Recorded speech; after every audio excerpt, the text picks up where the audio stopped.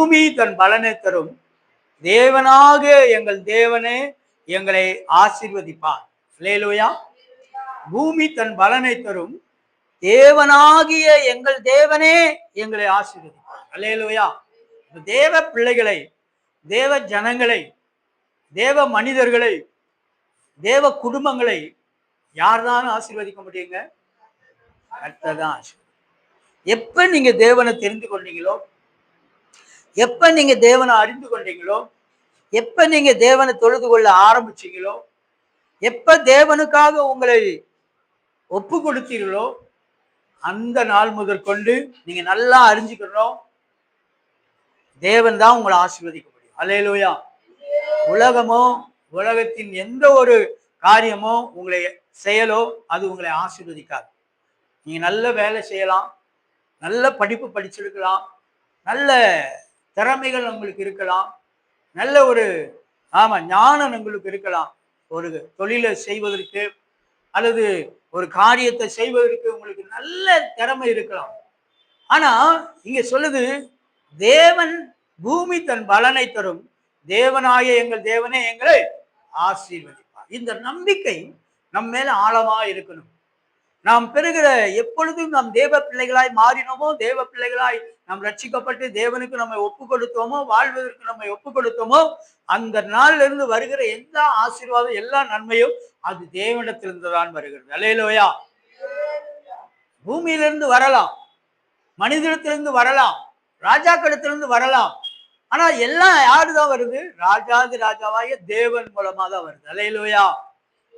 அவர் கட்டளையிட போய் தான், அவர் சொல்ல போய் தான், அவர் உணர்த்த போய் தான் அது வருகிறது. கடந்த நாட்கள்ல நாங்கள் கிராம ஊழியத்துக்காய் கடந்து போய் கொண்டிருந்தோம். 3 நாள் ஒரு 30 பேர் சேர்ந்து.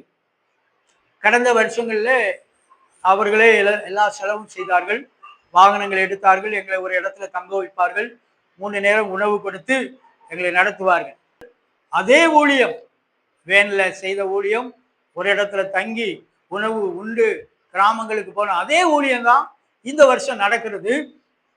தேவைகள் பாருங்க, அந்த தம்பி சொன்ன சாட்சி, அவர் அங்கிருந்து பிரயாணப்பட்டு வந்தார், எங்களை ஒன்று கூட்டினார், எங்களுக்கு எல்லாம் மதிய உணவு கொடுக்க வேண்டும், பெட்ரோலுக்கு பணம் கொடுக்க வேண்டும், என்ன செய்ய என்று சொல்லி அவர் தேவனிடத்தில் ஜெபித்து விட்டு கடந்து வந்து அவர் தன்னுடைய ஊழியத்தை குறித்து அவர் பகிர்ந்து கொள்ள ஆரம்பித்தார். அவர் சிலருக்கு அவருக்கு அறிமுகமான ஆர்சி சிஎஸ்சி நண்பர்கள் நிறைய உண்டு அவர் இந்த பட்டணத்தில்.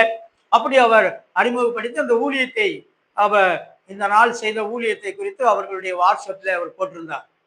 அதை பார்த்த உடனே ஒரு ஆர்சி குடும்பம் கிராமத்துல போய் இப்படி ஒரு ஊழியம் செய்யறாங்களா அப்படின்னு சொல்லிட்டு ஒரு ஆர்சி குடும்பம் உடனே அனுப்பிட்டாங்க.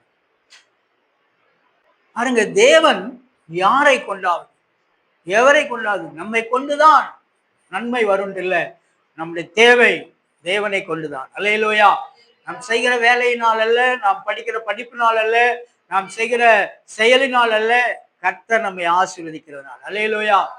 எவ்விடத்திலும் அவருடைய கண்கள் நோக்கி பார்த்து கொண்டே இருக்கிறது. அல்லேலூயா. நமக்காக ஒரு தேவையை சந்திப்பதற்காக கர்த்தர் எவரையும் அவர் எழுப்ப முடியும். அல்லேலூயா. எப்படியும் நம்முடைய தேவைகளை சந்திக்க முடியும். அதுதான் நம்முடைய ஆண்டவர். கடந்த நாட்கள் சொன்ன சாட்சி முடிக்கும் போது மீதியானதை எடுத்து அவர்கள் கடந்து சென்றார்கள். எங்களுடைய ஊழியத்தின் தேவைகளையும் சந்திச்சு அவர்கள் தேவையும் சந்திக்கப்பட்டு மீதியானதை எடுத்துக்கொண்டு அவர்கள் கடந்து போகும்படி கர்த்தர் ஆசீர்வதித்தார். தேவ பிள்ளைகளே, நீங்கள் ஆண்டவரை நேசிக்கும் போது, ஆண்டவரை நீங்கள் நம்பும் போது, ஆண்டவருக்காக நீங்கள் கொடுக்க ஆரம்பிக்கும் போது தேவன் மீதியானதை தான் எடுக்க செய்வார். அல்லேலூயா.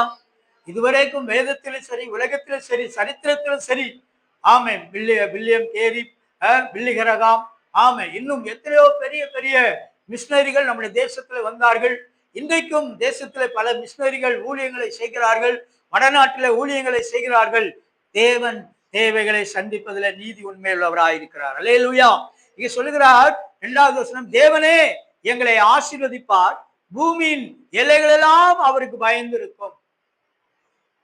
பூமி, தேவன் நம்மளை ஆசீர்வதிக்கணும். பூமி பயப்படணுமா? பூமியின் ஜனங்க உங்களை என்னையும் பார்த்து பயப்படணுமா? தேவன் நம்மளை ஆசீர்வதிக்கணும். அல்லேலூயா. ஆசீர்வதிப்பதை அவங்க பார்க்கணும். அல்லேலூயா. தேவன் நம்மோடு இருக்கிறார் எப்பொழுது அறிய முடியும்? ஆசீர்வாதம் அவங்க தடுத்தும் அவங்க நமக்கு தீமை செய்தோம், அவங்க நமக்கு தீங்கு செய்தோம், நம் வாழ்வு ஆசீர்வதிக்கப்படுது இல்லையா, நம்ம சுகமா வாழ்றோம் இல்லையா, நல்லா வாழ்றோம் இல்லையா, இதை பார்த்தாதான் உங்களுக்கு பயம் வரும். அல்லேலூயா. ஆகவே அப்படிப்பட்டவர்கள் முன்பாக நாம் ஆசீர்வதிக்கப்பட வேண்டும். அல்லேலூயா. கருமையான கர்த்தருடைய பிள்ளைகளே, நம்முடைய தேவன் தாவீது வாழ்க்கையில அப்படிதான். அவனுக்கு ஏராளமான சத்துரு, ஏராளமான கன்னிகள், ஏராளமான சேனைகள் அங்கே அவரை சூழ்ந்திருந்தது. ஆனாலும் தாவீது என்ன செய்தானா, வர வர அவன் பலத்து அவன் பெருகினான். அல்லேலூயா. நம்முடைய வாழ்க்கையிலும் நம் வர வர பலத்து பெருக வேண்டும், எல்லாவற்றிலும் உயர வேண்டும். அப்பதான் இந்த உலகம் நம்மளை பார்த்து பயப்படும். அப்படியான ஆண்டவரிடத்துல நாம் அதுக்கு என்ன செய்ய வேண்டும் என்பது தாவீது தான் நமக்கு சொல்லுகிறார். அவரை போல நாம் என்ன செய்யணும், சேவிக்க வேண்டும். எக்காலத்திலே வேலையிலும் அவரை சேவிக்கிறாய்.